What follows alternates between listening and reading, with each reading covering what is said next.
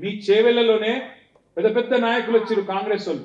మల్లికార్జున్ ఖార్గే గారని జాతీయ కాంగ్రెస్ పార్టీ అధ్యక్షుడు, పెద్ద మనిషి, 86-87 ఏళ్ళకు ఉంటాడు ఆ పెద్ద మనిషి.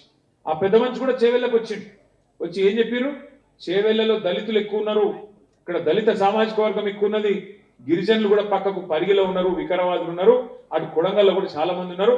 మేము దళితులకు గిరిజనులకు మేము మాటిస్తున్నాం, కేసీఆర్ దళిత బంధు అంట పెట్టి 10 లక్షలు ఇస్తున్నాడు, మేము 12 లక్షల రూపాయలు ఇస్తాం, అది కూడా 100 దినాలనే చాలు చేస్తాం, మీకు ఒక్కొక్క దళిత కుటుంబాన్ని పట్టుకుంటాం, మీ అందరిని పట్టుకొని మీకు గుర్తించి మీకు 12 లక్షల రూపాయలు మీ ఖాతాలు ఇస్తామని చెప్పి 3 ఏళ్ళ అధికారంలోకి వచ్చి 2 ఏళ్ళ ఎవరికన్నా 12 పైసలు ఇచ్చిండా ఒక దళిత కుటుంబానికి?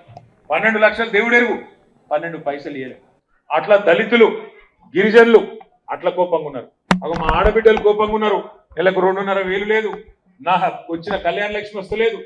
ముసలోళ్ళు కోపంగా ఉన్నారు, పెన్షన్లు పడతలేవు, 2,000 4,000 చేస్తా అన్నాడు, ఇంట్లో ఇద్దరికి ఇస్తా అన్నాడు.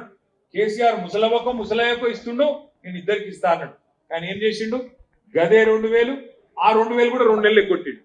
ఒక గంత దుర్మార్గంగా ఈరోజు ఈ ప్రభుత్వం పనిచేస్తా ఉన్నది.